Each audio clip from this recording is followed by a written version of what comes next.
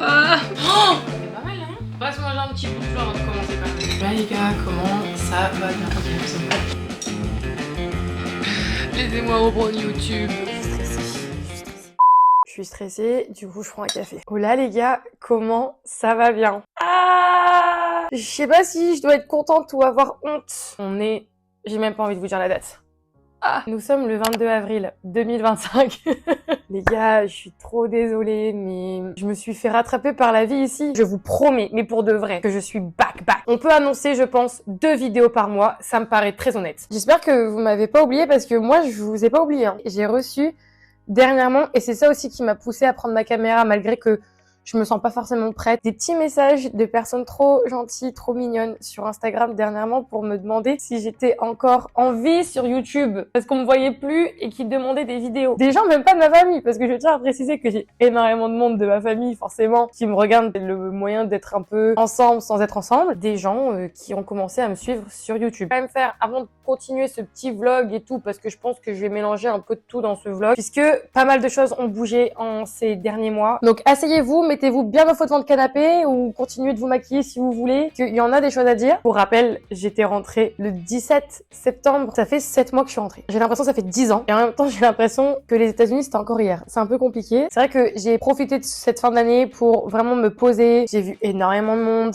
C'est vrai que je faisais aussi beaucoup d'allées, venues entre chez mes parents, chez ma sœur. 3 ans sans Noël en famille, je peux vous dire que that was hard, mais ça a fait trop du bien. Commencer 2025 avec mes proches. Bon, non, honnêtement, j'ai commencé 2025 dans un festival. Je sais pas si vous connaissez le fucking festival.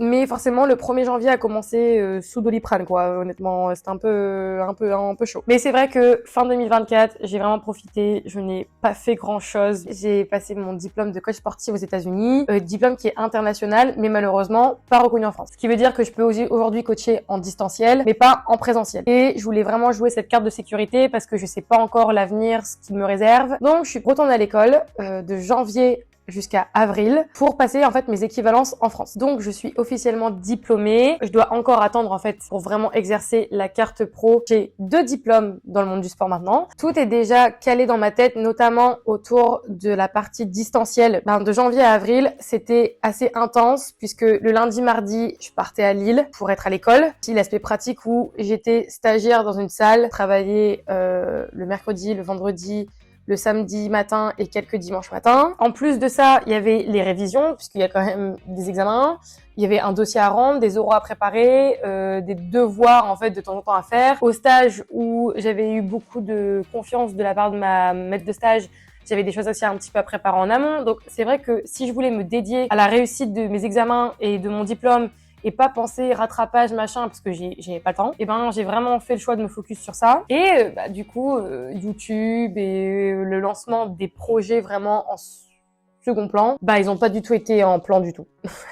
Surtout qu'en fait, le seul temps libre que j'avais disponible, en fait, je le privilégiais pour ma vie sociale et un peu le sport. Mais maintenant que l'école est passée, nous avons du temps libre, nous avons enfin des plages horaires beaucoup plus larges pour pouvoir lancer nos projets. Et c'est ce qui va se passer à partir de maintenant. Et c'est aussi pour ça que je trouve hyper intéressant de reprendre le vlog maintenant pour aussi vous partager ça.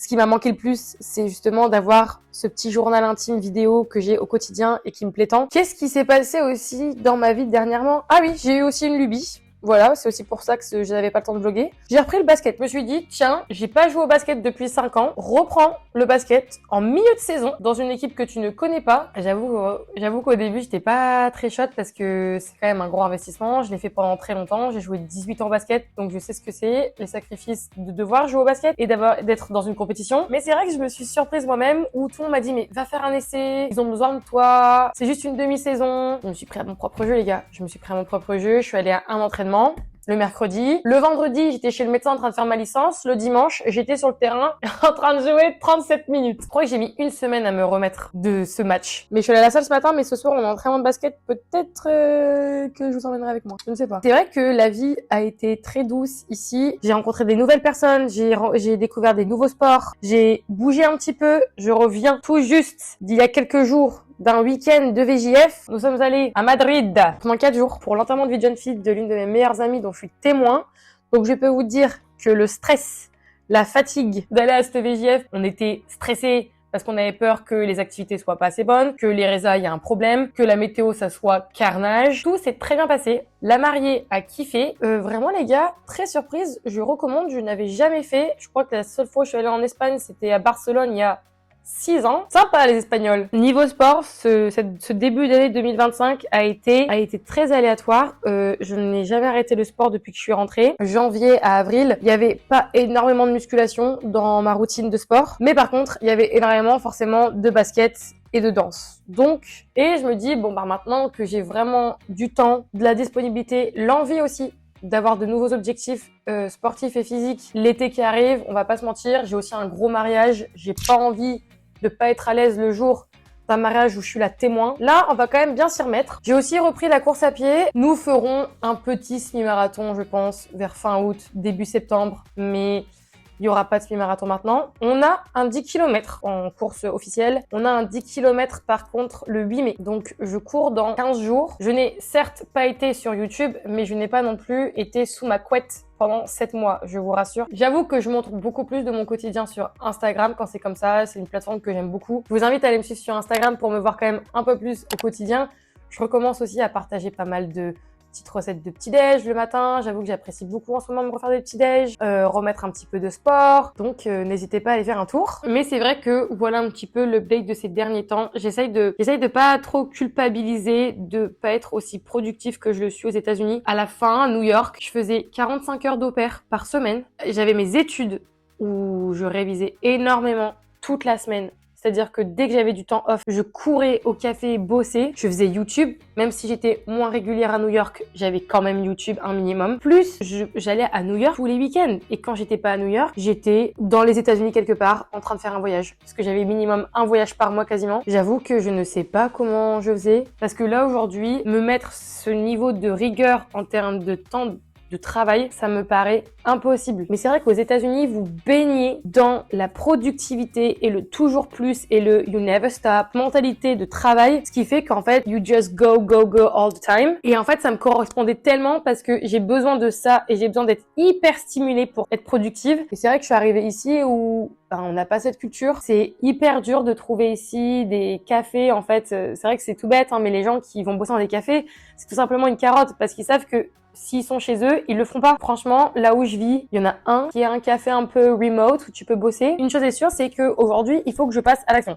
Voilà. Là, j'ai fini l'école, j'ai mes équivalences, j'ai tout pour réussir, j'ai déjà tous mes projets en tête. Aujourd'hui, il suffit juste à imbriquer ça, rendre ça visible et public et après, juste kiffer et vivre de mes passions, en fait. Nous avons la maison pour nous cet après-midi, donc ça va être l'occasion de bosser en bas et pas dans ma chambre qui ne ressemble pas forcément à grand chose, mais ça me paraît pas mal. Donc, sortons nos PC, sortons nos bloc-notes, un petit peu de musique. Let's go.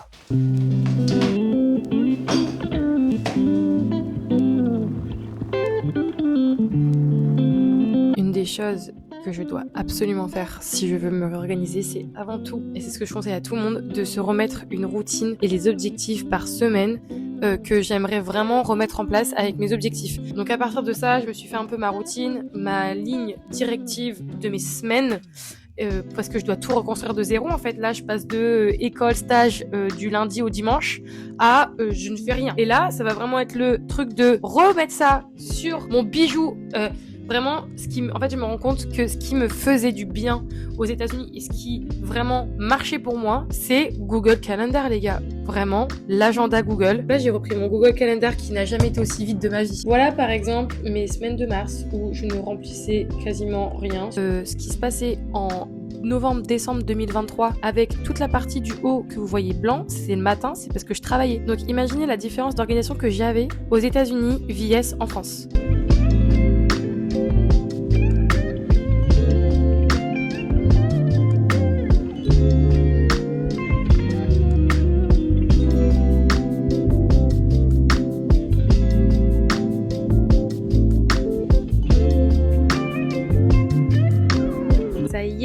Ça y est, je suis proud of myself. Je suis vraiment désolée, mais vous êtes repartis pour du franglish à gogo, les gars. Je peux plus.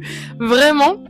Vraiment, je suis désolée, mais l'anglais n'est surtout toujours pas sorti de ma tête. Surtout que les gars, pendant 3 mois, janvier, février, mars, j'ai fait que de parler anglais ici, H24, avec mes potes là, américains et canadiens qui avaient ici à Valenciennes. Avant que mon micro ne se coupe sans aucune raison, je vous expliquais donc que j'avais rempli la fin de semaine sur mon Google Calendar. Tout ce que je m'étais noté sur mon bloc-notes en termes d'objectifs à la semaine, j'avais essayé de le retransposer sur mon agenda Google pour la fin de semaine. J'avais aussi anticipé la semaine suivante, que je savais que la semaine suivante, j'allais avoir un déplacement en fin de semaine sur Paris et que surtout pour finir la journée, on allait passer à, et ce que je prône quand même depuis très longtemps en chaque début d'année, j'adore faire le mood board, c'est-à-dire que je l'avais commencé en février et que je ne l'ai jamais terminé. Et donc ce que je tentais de vous expliquer, c'était qu'on allait finir ce mood board aujourd'hui, que j'allais forcément enlever des choses de ce mood board puisque des choses se sont déjà passées, d'autres choses, je sais qu'elles n'arriveront définitivement pas. Et finalement, j'ai aussi évolué sur certains points, sur d'autres aspects ou d'autres objectifs.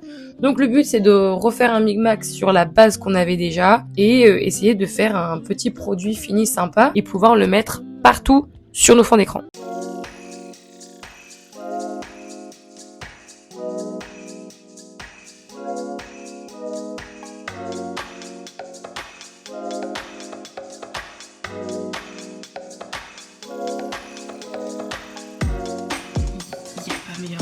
Il n'y a pas meilleur que celui de chez Provisité. Ah! Pareil, on ne pèse pas. Notre beau petit bol.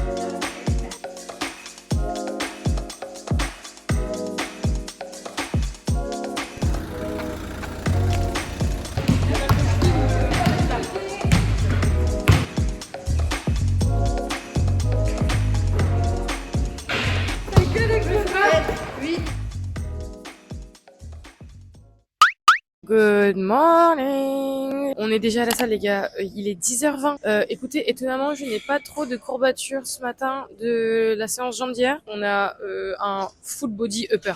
Allez go, échauffement et après on se lance parce que on a du taf.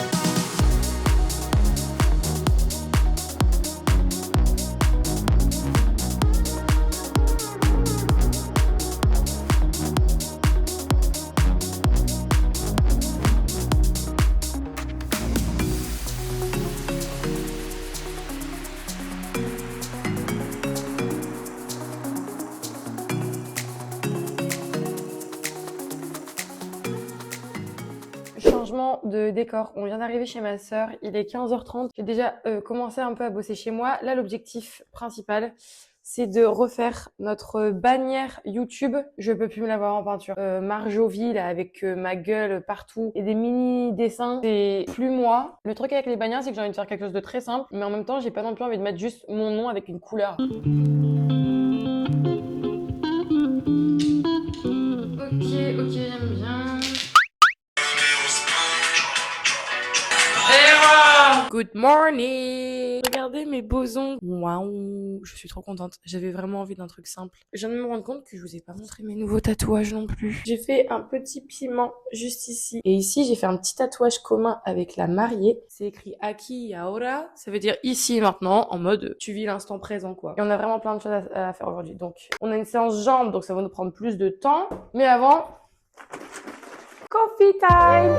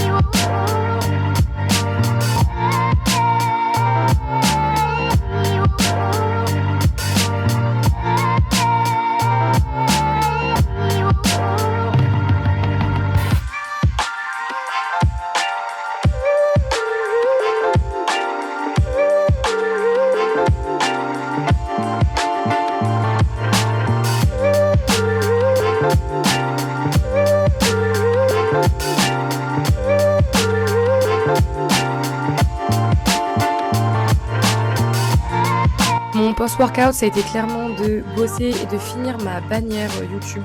Dites-moi ce que vous en pensez parce que je suis plutôt contente du résultat. Je trouve que ça fait tellement beaucoup plus moi. Et c'est comme ça que s'est terminée notre petite journée du vendredi.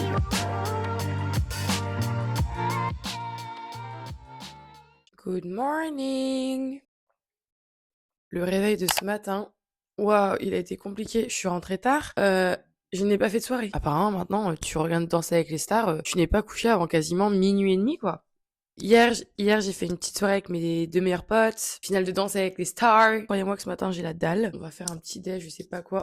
On doit aller courir ce matin, mais honnêtement, je sais pas si on va le faire parce que c'est même pas une question de flemme, c'est une question de... Je sais pas si c'est smart. Demain, on a un match de basket et je suis quand même déjà bien physiquement fatiguée de la semaine. Et je me dis, est-ce que ça serait pas mieux qu'on se repose pour demain, notre match, et que du coup, on édite tranquillement le début de la vidéo, etc. aujourd'hui. On bosse tranquille, on est tout seul à la maison. Je pense que nous allons faire ça. Et voilà les gars, un petit samedi matin. Pas de café aujourd'hui, on va essayer de pas boire de café parce qu'hier on a quand même bu 3. Pas de café aujourd'hui, on va juste se faire un petit déj tranquille et faire du montage.